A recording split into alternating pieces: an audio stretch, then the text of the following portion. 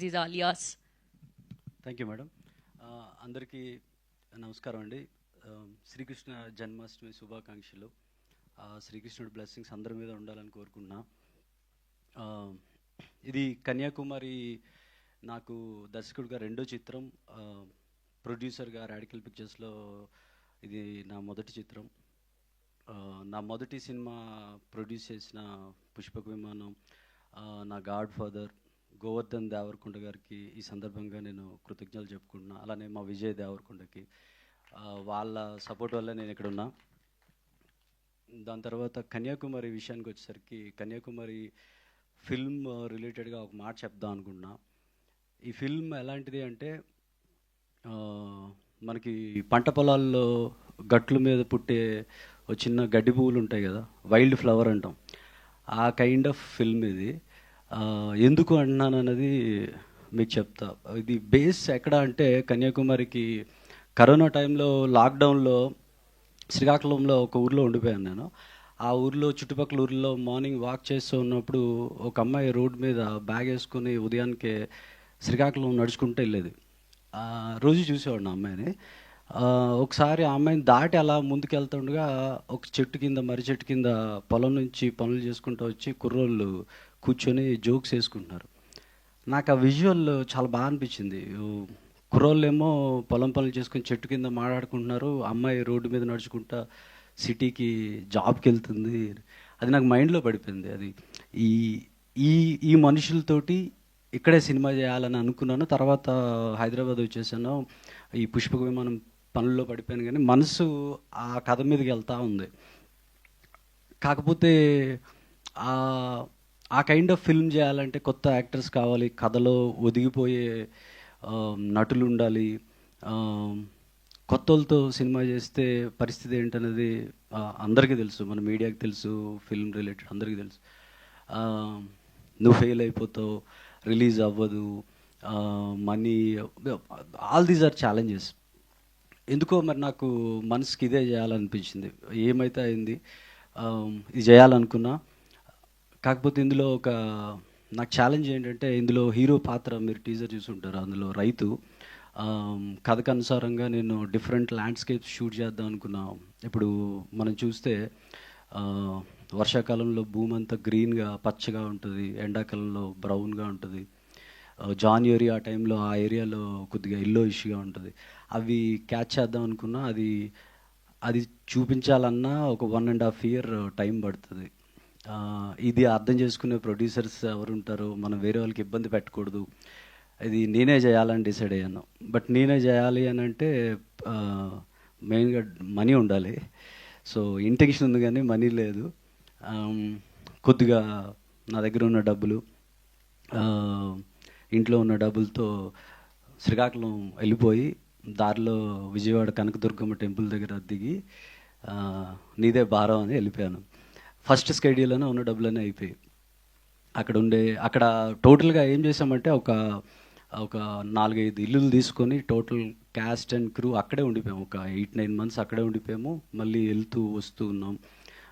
ఇప్పుడు మీరు చూసిన టీజర్లో చూసిన గీత్ సాయిని మాట్లాడే విధానం కానీ, తను ఎక్కడి నుంచి పట్టిందంటే, వాళ్ళకి సీన్స్ని ప్రాక్టీస్ చేయించలేదు, వాళ్ళకి ఆ క్యారెక్టర్ ఎలా మాట్లాడతారు, ఎలా ఉంటారు, అది రియల్ లైఫ్లో శ్రీకాకుళంలో చూసి తను పట్టుకొని చేసింది. సో అంత గ్రౌండ్ వర్క్ చేసాము.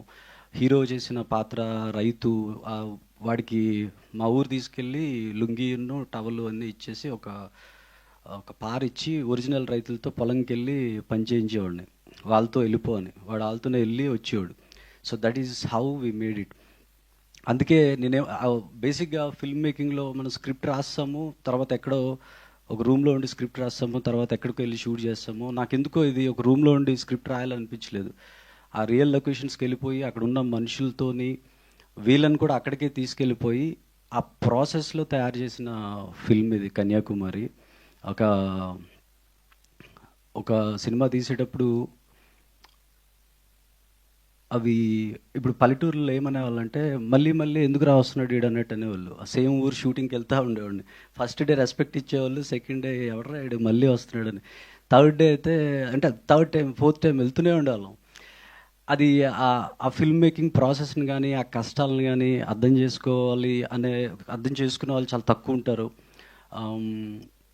ఒకటే ఇంటెన్షన్ పెట్టుకున్నాను, రేపు లేదు ఇంకొక సినిమా కూడా చేయను, ఇది కొత్త యాక్టర్స్తో చేస్తా, అది రిలీజ్ అవుతుందో లేదో తెలియదు, బట్ ఈ ఒక్క సినిమా అయితే చేస్తా, అది 10 మందికి చూపించినా చాలు, వాళ్ళకి నచ్చినా చాలు అని. సినిమా చేయకముందు గోల్డ్ చైన్ ఉంగరాలు అన్నీ ఉండేవి, ఇప్పుడు ఏం లేవు. మా నాన్నగారు బ్యాంక్లో పనిచేసేవాళ్ళు, అతను రిటైర్ అయిపోయారు. ఇప్పుడు లోన్స్ ఆల్మోస్ట్ బ్యాంక్ లోన్స్ మీద చేసినవి ఇవి. సో ఒకే ఒక వైట్ హెయిర్ ఒక చిన్నది ఉండేది స్ట్రాండ్ ఇప్పుడు. So that is how we made it. ఇక్కడ గీత్ సైని లేకపోతే యాక్చువల్లీ ఈ film impossible to do it అనమాట. అమ్మాయికి క్యారవాన్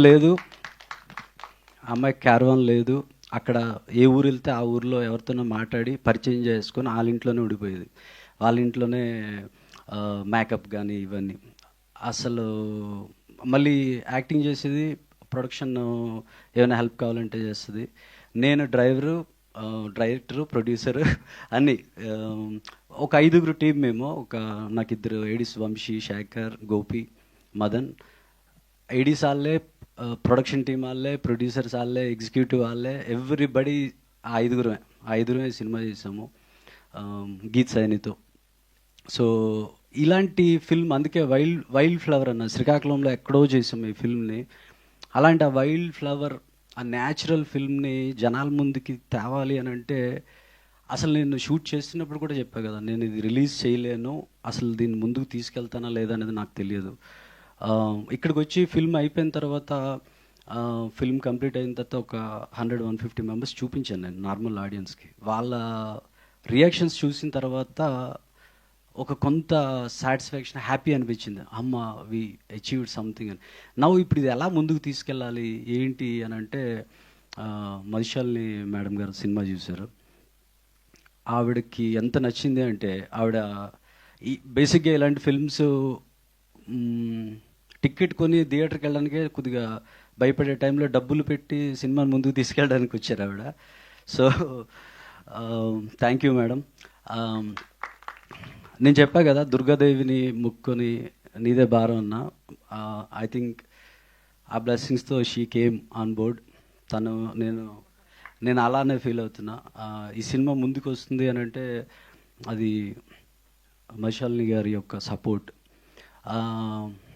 మీకు కన్యాకుమారి ఫిల్మ్ గురించి ఇంకోటి చెప్పాలి ఏంటంటే, ఇది హైలీ ఎంటర్టైనింగ్గా ఉంటుంది, న్యాచురల్ క్యారెక్టర్స్తో ఉంటుంది, మనసుని హత్తుకునే సీన్స్తో ఉంటుంది, మనం ఒక రియల్ ఎమోషన్స్తో చూసే ఫిల్మ్లా ఉంటుందన్నమాట.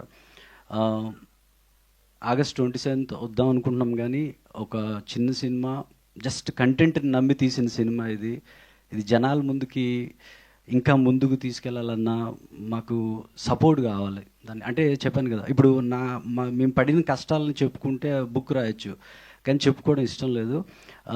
బట్ ఇది ముందుకు తీసుకెళ్ళాలి అంటే సపోర్ట్ కావాలి.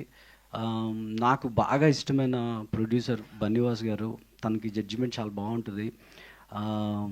తనకి అప్రోచ్ అయ్యాము, we want to show the film to him. తనకి నచ్చితే మాకు కావాల్సిన సపోర్ట్ వస్తుందని మేము అనుకుంటున్నాము.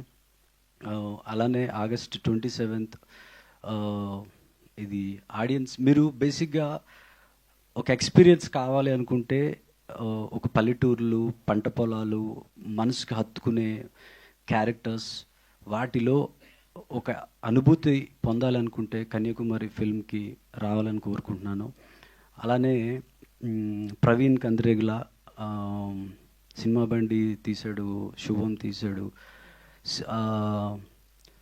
Extraordinary film maker. సినిమా బండి నాకు తెలిసి ఆల్మోస్ట్ అలానే చేశాడు. సినిమా బండి తను పడిన కష్టాలు కానీ, ఆ సినిమాకి వచ్చిన ఇది కానీ, హీఈస్ రైట్ గై.